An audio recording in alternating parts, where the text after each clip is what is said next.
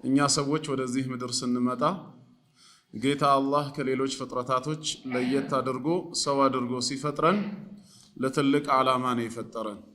ህይወት የተባለው ነገርም በዚሁ በዱንያ ላይ ብቻ በአጭር ዘመን እንዲቋጭም ፈልጎ አላመጣንም። አላህ በሱረቱ ዛሪያት በ51ኛው ሱራ ከአንቀጽ 55 ጀምሮ አዑዙ ቢላሂ ሚነሽ ሸይጣኒር ረጂም ወዘኪር ፈኢነ ዚክራ ተንፈዑል ሙእሚኒን፣ አስታውስ ምእመናንን ገስጽ፣ ያንተ ማስታወስና መገሰጽ በአላህና በመጨረሻ ቀን ያመኑ ሙእሚኖችን ይጠቅማቸዋልና ይላል። ሰው እንደመሆናችን መጠን ብንረሳም ብንሳሳት ብንዘነጋም አስታዋሽ ያገኘን ጊዜ ግን ወደ ትክክለኛ ማንነታችን ስለምንመለስ የተፈጠርንበትንም ዓላማ ስለምናስታውስ ሁሌም አስታውስ ነው የሚለው ጌታ አላህ። ማስታወስ ጠቃሚ ነው። ከማስታወሻዎች ሁሉ በላጩ ትልቁ ደግሞ ወማ ኸለቅቱል ጂነ ወልኢንሰ ኢላ ሊያዕቡዱን፣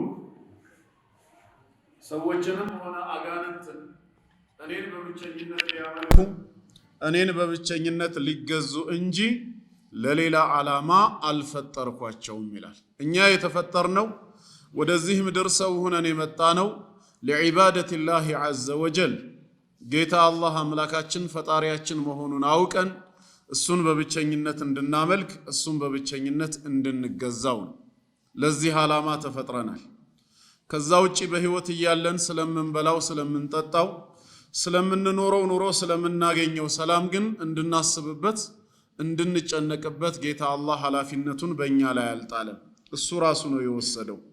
ሰው በህይወት መኖር ካለበት በህይወት ኑሮ ደግሞ አላህን መገዛት የሚገባው ከሆነ በህይወት ለመኖር ምን ያስፈልገዋል የሚለውን ነገር ሙሉ ዝግጅቱን አላህ አጠናቋል።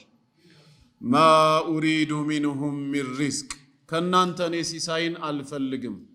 ወማ ኡሪዱ አን ዩጥዒሙን፣ እኔንም ትመግቡኝ ዘንዳ አልሻም ይላል።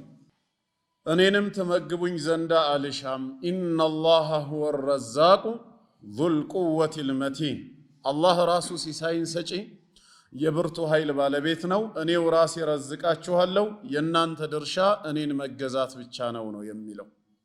ስለዚህ ለዒባዳ የተፈጠረ ሰው አላህን ማምለክ ከሱ ይጠበቃል ማለት ነው።